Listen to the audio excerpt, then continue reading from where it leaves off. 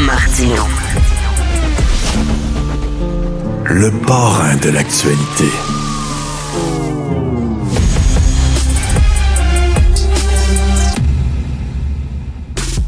On voyait que les Américains devaient marcher sur leur fierté et leurs principes. Une liberté de penser.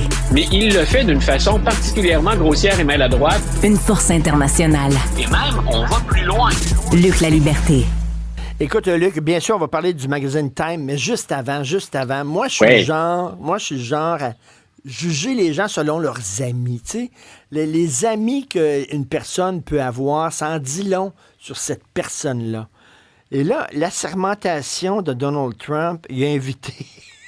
Écoute, il a invité Xi Jinping, OK, le président de la Chine, et Viktor Orban, Christy. Voilà. Long, hein? Écoute, on attend une confirmation de l'invitation pour Viktor Orban, mais ce serait ce serait sur la table, ce serait dans les projets. Pour Xi Jinping, l'invitation a été lancée. On n'a pas de nouvelles du côté de la Chine, ni de la machine, ni de Xi Jinping lui-même. Est-ce que Xi Jinping va vraiment se déplacer? Faut savoir. Écoute, j'ai cherché, depuis que j'ai vu passer la nouvelle ce matin, j'ai fouillé dans mes notes de cours, même dans mes notes de bas de page. J'essaie de me souvenir, au moins au 20e siècle, 20e et 21e siècle, est-ce que ça s'est déjà produit que quelqu'un du statut de Xi Jinping assiste à une transition des pouvoirs? C'est ça auquel on va assister le 20 janvier. Et il n'y en a pas. C'est le personnel diplomatique habituellement qu'on va inviter. Donc, ça peut être du personnel d'ambassade, ça peut être un ambassadeur, une ambassadrice, le personnel qui les accompagne, mais c'est pas le chef d'État qui vient. M. Trudeau a jamais assisté, par exemple, ni M. Mulroney auparavant ou n'importe quel autre premier ministre. Donc, on est vraiment dans l'inédit. Et tu disais, ça en s'en dit long sur le message qu'on envoie. Est-ce que c'est sa courte liste? Est-ce qu'il ne va y avoir que Xi Jinping et Viktor Orban? Le lien entre M. Orban et M. Trump, il est clair, il est net, et il y a une proximité réelle entre les deux hommes. Mais donc, est-ce qu'il va inviter d'autres leaders du monde occidental, des démocraties occidentales avec lesquelles les Américains sont depuis longtemps de mèche, ou s'il ne va se contenter que de ces deux personnes-là? On sait que c'est plus difficile entre la Chine et les États-Unis. C'était le cas sous Obama, sous Biden, sous Trump, première version, ou Trump 1.0. Donc, est-ce qu'il y a là un geste stratégique? Ça peut être intéressant. La présence de Viktor Orban est particulièrement dérangeante parce que on a fait sous Viktor Orban de la Hongrie un régime démocratique ou une démocratie libérale. On en a fait, ce sont les mots de M. Orban lui-même, une démocratie illibérale. Et il a miné de l'intérieur la démocratie hongroise. Quand on parle d'équilibre des pouvoirs, de relations avec la presse, des choses qui sonnent peut-être familières quand on pense à Donald Trump. Donc, écoute, cette courte liste m'a étonné. Puis je répète, on est pas mal dans l'inédit là, pour faire venir un chef d'État assister à la transition du pouvoir de Biden à Trump. C'est assez spectaculaire, dans l'inédit. Oui. Alors, personnalité de l'année du magazine Time, pas très surprenant. Non. Je voyais les gens qui faisaient la liste des finalistes. Je pense que ça s'imposait quand même. Qu'est-ce que ça te dit, toi? Est-ce qu'il y a un personnage qui incarne mieux la période actuelle? Pour le meilleur et pour le pire, peu importe qui vous encouragez, peu importe de quel côté vous êtes, est-ce qu'il y a un personnage qui incarne mieux la période actuelle que Donald Trump?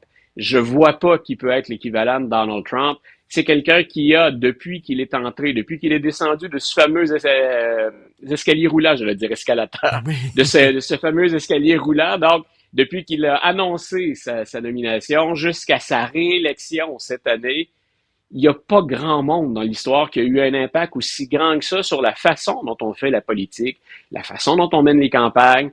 Et pour le meilleur et pour le pire, nos voisins sont très polarisés. Et il y en a plusieurs qui, s'ils appuient Donald Trump, il y a l'équivalent de l'autre côté qui s'inquiète de ce qu'il va advenir. Donc, M. Trump était bien content. C'est la deuxième fois qu'il se retrouve dans cette position-là.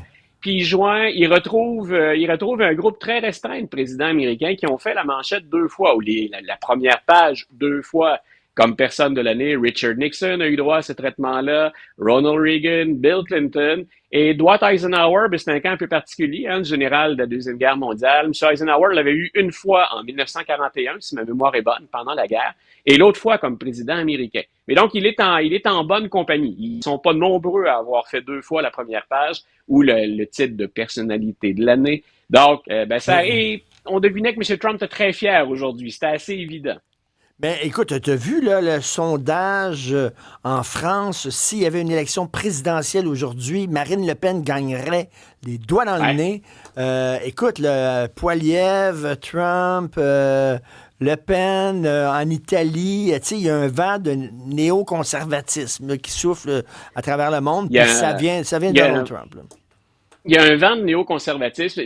Ça s'emboîte un peu aussi. Hein? La mouvance était là avant chacun des personnages qu'on a nommés. Oui. Donald Trump l'a bien exploité chez lui. Assurément, en tout cas, il y a un message que la population a passé, peu importe ce qu'on peut dire en théorie ou en analyse, il y a un message que les politiciens plus classiques, traditionnels, ont pas encaissé ou ont refusé d'entendre, mais on va maintenant vers des gens, vers des gens de qui on pense qu'ils nous écoutent. Et tu remarqueras qu'il y a un thème commun ou presque commun à tout le monde que tu as mentionné, les problèmes migratoires, la réalité des déplacements sur la planète, la capacité d'accueil de chacun des pays, comment on arrive à accueillir puis à intégrer tout ce monde-là. Peu importe ça aussi, quelle est notre opinion, le phénomène, il est généralisé, il est globalisé. Et la mauvaise nouvelle, si le phénomène vous inquiète, c'est que c'est pas terminé. Des problèmes migratoires, ne serait-ce qu'attribuables au changement climatique, on va en avoir de plus en plus. Il y a des régions du monde qui sont devenues inhabitables, où on va manquer de ressources, il y a une problématique de l'eau. Je dirais pas on commence, mais ça va aller de l'avant, ce problème migratoire, puis cette capacité d'accueil des pays, très souvent des démocraties occidentales. Des pays nordiques, à tout le moins. Joe Biden qui a accordé aujourd'hui 1500 nouvelles grâces présidentielles. Est-ce que c'est un record, ça, dans l'histoire des États-Unis? Non, voilà, c'est intéressant. Premier commentaire, j'essaie de faire ça vite, c'est, je t'ai dit il n'y a pas très longtemps dans le cas d'Hunter Biden, puis c'était vrai pour Donald Trump aussi, j'ai dit exactement la même chose. Je pense qu'on abuse de cette procédure-là, de la grâce présidentielle. On est très loin de ce qui avait été envisagé par les pères fondateurs. On a dénaturé cette pratique-là. Soit on devrait l'encadrer mieux que ça, soit on devrait tout simplement l'abolir. C'est pas un record qu'établit Joe Biden. Il était même, ça fait un peu paradoxal de l'exprimer comme ça, il était même en retard sur ses prédécesseurs, sur les autres présidents. Et dans son entourage, on le pressait d'agir, surtout depuis le pardon accordé à son fils. Et on disait non seulement vous devriez revoir un certain nombre de cas que le ministère de la Justice, parce qu'il y a un comité au sein du ministère de la Justice qui dit voici les cas sur lesquels vous pourriez vous pencher, Monsieur le Président. Il y a des recommandations qu'on fait aussi, mais on a dit écoutez, en même temps, on pense que dans l'équipe de Donald Trump, il y a des gens qui vont vouloir se venger de certaines personnes avec qui on a eu maille à partir. Utilisez de grâce et de grâce dans tous les sens que peut prendre de grâce dans ce cas-ci. C'est une supplication. Donc, utilisez-le avant de quitter. Alors, on a dit aujourd'hui 1500. Et on en annonce d'autres avant le 20 janvier. Mais c'est quel genre de gens qui gracient? C'est quoi? C'est souvent, parce que c'est large, hein, le pouvoir de gracier ou de pardonner, souvent, c'est des commutations de peine. Donc, on va réduire une sentence ou une sentence à laquelle il reste peu de temps. Bon, on va éliminer le temps qu'il reste. Il y a très peu de ces grâces comparables à celles qu'il a accordées à son fils. On avait dit que c'était très particulier, appelons ça la grâce extrême dans le cas d'Hunter Biden, c'est que non seulement dans les deux causes, il le sort du pétrin, mais il a dit mon pardon présidentiel est même dans un sens préventif. Peu importe ce qu'il a fait entre 2014 et 2024, à l'avance, au cas où, je lui accorde une grâce présidentielle. Donc, c'était du mur à mur, et de ça, il y en a quand même relativement peu dans le nombre de 1500 qu'on a obtenu aujourd'hui. OK, mais 1500, écoute, c'est quand même assez particulier. Et écoute, très rapidement, mais qu'est-ce qui se passe avec les gens qui sont rentrés dans le Capitole, là? Les fameux rebelles patriotes, entre guillemets, là? Est-ce que ces gens-là vont s'en sortir finalement sans aucune accusation, sans rien, quoi? C'est-à-dire que les accusations ont déjà été portées. Il y en a qui ont déjà été condamnés. Oui, voilà. Donc, Donald Trump a dit en campagne, c'était une promesse, je vais gracier ces gens-là, je vais leur accorder un pardon. On se demandait, va-t-il aller de l'avant avec sa promesse? Il y a des sénateurs américains qui, de plus en plus, disent, nous, on voit pas de mal à ça. Donc, il y a comme un encouragement de la part des législateurs américains. Ils ne voient pas de mal, eux autres, à gracier des gens qui ont pris d'assaut une des grandes institutions démocratiques des États-Unis. Il n'y a aucun problème pour eux autres.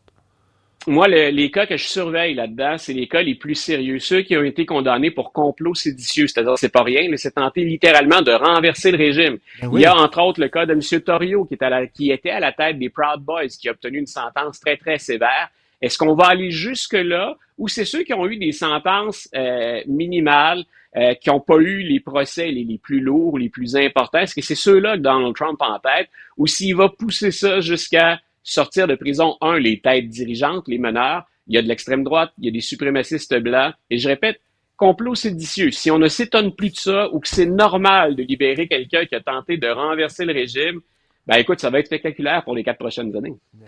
Complètement. Merci beaucoup, Luc. Salut, à demain. Bonne fin de journée, Richard. Bye.